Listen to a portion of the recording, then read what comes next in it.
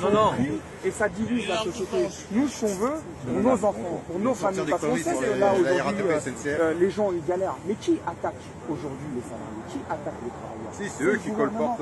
Est-ce que c'était le moment de vouloir précipiter les choses et de vouloir, je dirais, faire cette contre-réforme? Parce que c'est pas une réforme. Une réforme, c'est pour améliorer les choses. Je vais vous répondre. Le mot privilégié, il est vexant, mais je l'utilise parce que je suis provocateur. Vous n'êtes pas des privilégiés. Vous n'êtes pas des privilégiés. Alors pourquoi vous nous faites Non, c'est parler, les gars. Surtout pas.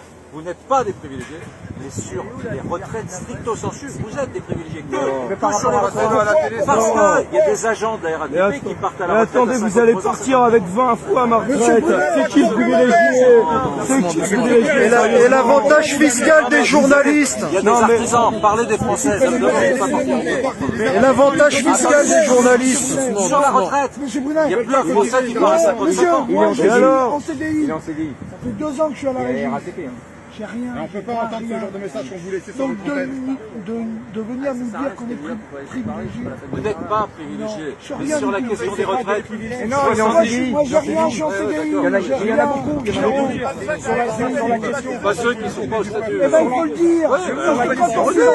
Quand on vous entend, vous dites pas. Sur la question sur la question de tous les jours.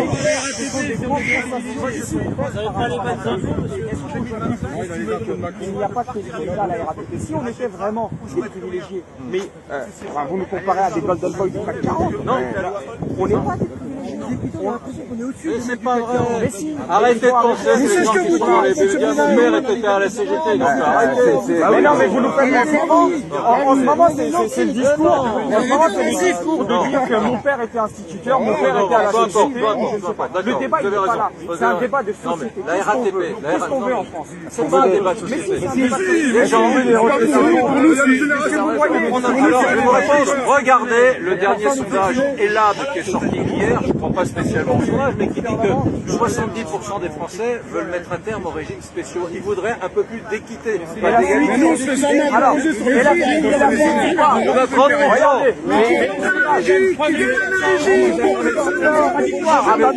Attendez.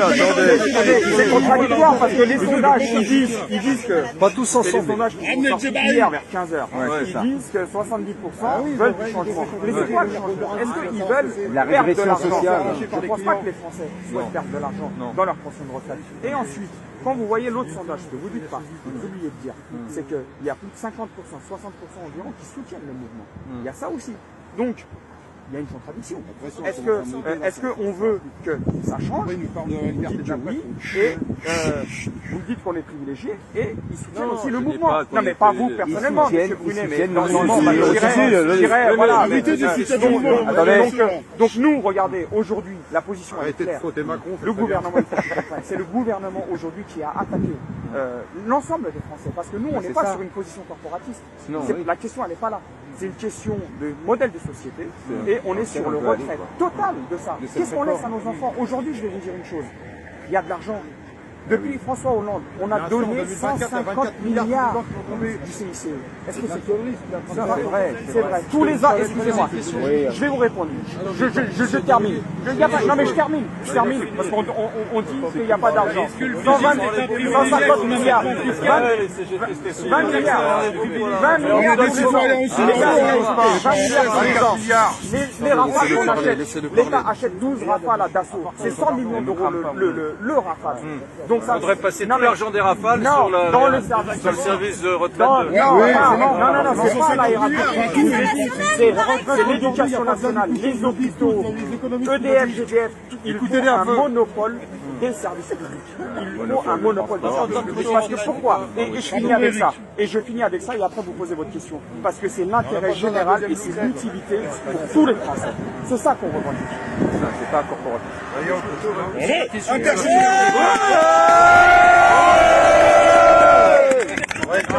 vais juste vous poser une question que plein de Français doivent se poser, en tout cas dans la région Île-de-France et autour des grandes villes. Est-ce que les grèves vont peut-être cesser ou pas pendant les fêtes de Noël?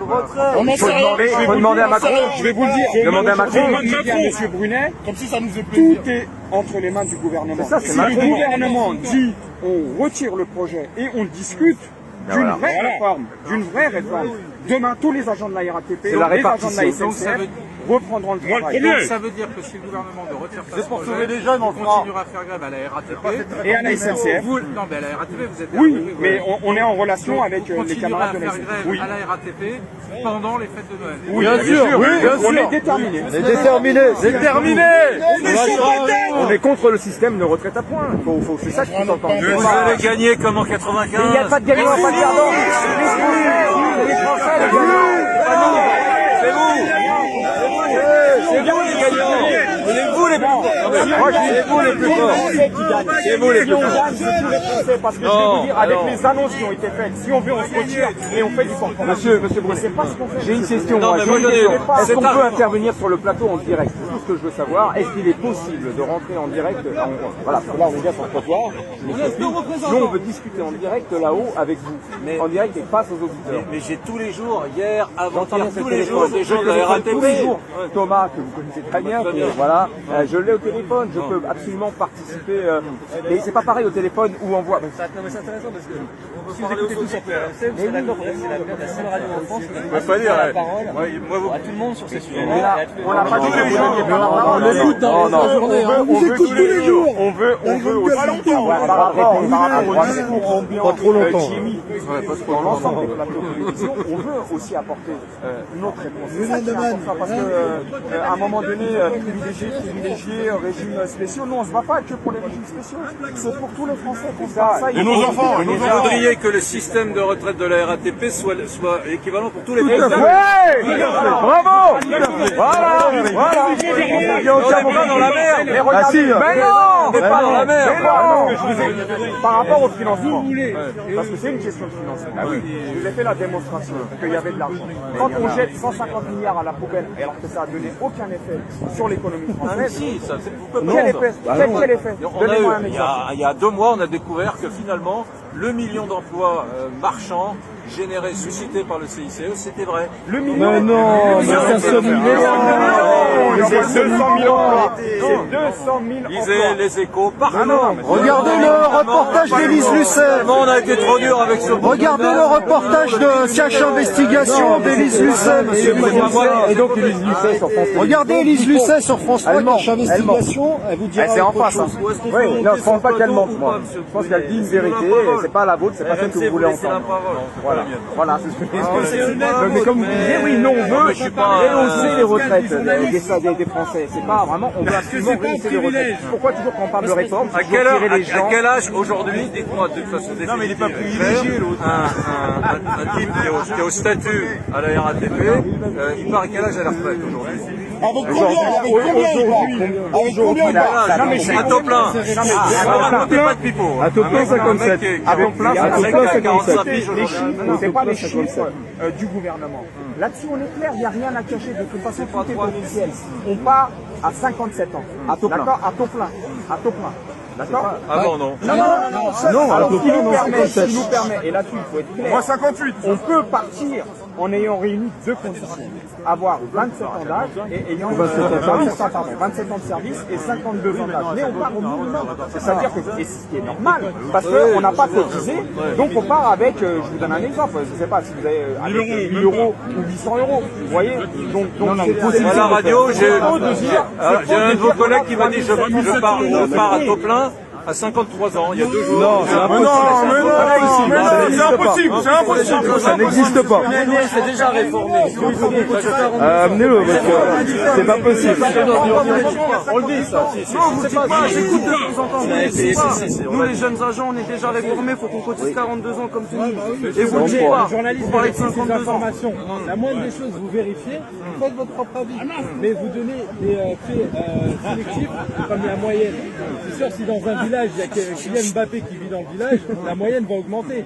Et en disant que les gens touchent 3750 € en moyenne. Ça sous-entend, et vous le savez très bien, vous n'êtes pas Moi, j'ai jamais dit ça. Non, mais vous le savez. Non, mais RMC en général. C'est passé sur toutes les chaînes. Je ne vais pas faire toute la liste. On repris un chiffre de la Cour des comptes disant que les agents touchent en moyenne 3750 € brut. Moi, je me mets à la place. Mais non, mais on touche la prime. C'est même pas notre salaire. Comment vous voulez que je touche ça en étant à la retraite? Les Français sont débiles de ne pas rentrer à la RATP. Rentrer, ils cherchent. Même chez nous. Vous croyez que si on gagne 3700 à la retraite, combien on gagne en étant actif? 5000 €. 5000 €. Faut être réaliste. La RATP, soyez cohérents. Ils ont du mal à embaucher à la RATP. Vous faites une moyenne, vous parlez du salaire rouge. Vous savez très bien que les gens, ils voient le chauffeur de bus, ils voient le contrôleur, ils voient la personne en station, ils voient le conducteur de tramway. Donc en leur disant ce chiffre-là, ils se disent que plus ou moins, car c'est une moyenne, que les gens touchent 3200. Je suis d'accord avec vous. Je suis d'accord avec vous. Mais vous ne pouvez pas nous faire ce procès-là. Nous, on passe une demi-heure avec des gens de la RATP, une demi-heure tous les jours. Je peux vous dire des agents, une demi-heure Moi, de une plus. semaine, je fais un podcast avec toutes les informations. Donnez-nous une idée, on vous donne les informations. On vient et on vous donne. Voilà, pas de problème. Si vous donnez la parole, parce que tu dis une connerie, il y a un agent de la RATP qui est en ligne et qui me dit, mais pas du tout. D'ailleurs, on en a eu hier à Laurent. Il me dit, vous savez combien je gagne, monsieur Brunet, etc. Et le mec me dit, je gagne 2006 brut. Attendez, Il reste écoutez cette dire, vous allez voir. Il n'y a pas ça. Chez nous, on dit ce qu'on veut. Il y a quelqu'un en face qui me dit, c'est pas vrai.